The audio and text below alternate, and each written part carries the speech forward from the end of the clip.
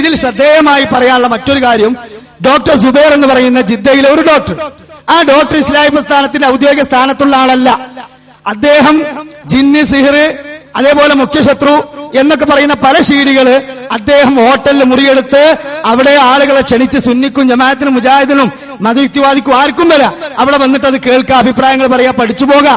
അദ്ദേഹം CD പുറത്തു തീർക്കുന്നതും അവിടുത്തെ ജിദ്ദ ഇസ്ലാമിക് സെന്ററിന്റെ ലേബിളിലല്ല, അത് ആർക്കും വാങ്ങിയാൽ കിട്ടും. പക്ഷെ അതൊക്കെ കൊണ്ടുവന്നിട്ട് മുറിച്ചിട്ടിട്ട് മൂപ്പര് പറയുന്ന ചില വാദങ്ങളും മൂപ്പരുടെ ചില അഭിപ്രായങ്ങളും അത് രസകരമായി കേൾപ്പിച്ചിട്ട് നമ്മളെ അക്കൗണ്ടിൽ വരവെച്ചാൽ എത്രയോ ത്വരീഖത്തിന്റെയും പിഴച്ച ആശയങ്ങൾ പറയുന്ന മുസ്ലിമീങ്ങളുടെ കാസറ്റ് ഉണ്ട്.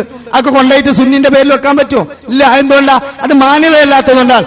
എന്നാൽ ഏതായാലും മുജാഹിദ് പ്രസ്ഥാനം പക്ഷേ ഈ വിഷയത്തിൽ അദ്ദേഹത്തിന്റെ അഭിപ്രായങ്ങൾ സ്വന്തമായി അദ്ദേഹം പറയുന്നാൽ അതിൽ തന്നെ ഖുർആനിനോടും ഹദീസിനോട് യോജിച്ചു വന്നത് ഞങ്ങൾ സ്വീകരിക്കും. അമ്പലക്കടവ് പറഞ്ഞാലെടുക്കും, കാന്തപുരം പറഞ്ഞാലെടുക്കും, ഇമാം ഷാഫി പറഞ്ഞാലെടുക്കും, ഡോക്ടർ സുബൈർ പറഞ്ഞാലെടുക്കും, ആര് പറഞ്ഞാലെടുക്കും. അതിന് പുറത്താണോ? പ്രസ്ഥാനത്തിന്റെ സെക്രട്ടറി വരെ പറഞ്ഞാൽ തള്ളുന്നാണ് ആമുഖത്തിൽ തന്നെ ആര് പറഞ്ഞത്?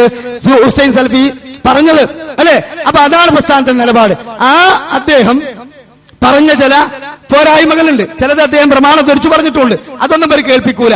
അദ്ദേഹം ചില രൂപത്തിൽ പൈപ്പ് വെക്കണതും അടിച്ചിറക്കണതും നീവെള്ളം ചിന്തിയാൽ അതിന്റെ പേരത്ത് കാവലും പിന്നെ ഉപദ്രവിക്കണമൊക്കെ പറഞ്ഞിട്ട് എല്ലാവരും കൂടി ചിരിക്കുക. എന്നിട്ടോ കേരളത്തിലെ ആധികാരിക പണ്ഡിതൻ, ഗൾഫിലെ KNM-ന്റെ വലിയ പണ്ഡിതൻ എന്നൊക്കെ പറഞ്ഞിട്ട് മൂപ്പരിങ്ങനെ പണ്ഡിതനാക്കുകയാണ് മൂപ്പരെ. എന്നാൽ യഥാർത്ഥത്തിൽ ഡോക്ടർ സുബൈർ ആരാ? അദ്ദേഹം അറബി ഭാഷയിൽ അത്ര പ്രാവീണ്യമുള്ള ആളല്ല, പണ്ഡിതനല്ല. ആരാ പറയുന്നത്? ഞാൻ പറയല്ല, അദ്ദേഹം തന്നെ പറയുന്നുണ്ട്. കേട്ടോളൂ ആ പച്ച നോണ, നിങ്ങൾക്ക് മനസ്സിലാവും. ഞാൻ ആധികാരികമായി അറബി ഭാഷയിൽ വൈദഗ്ധ്യമുള്ള ആളോ ഒരു പണ്ഡിതനോ അല്ല.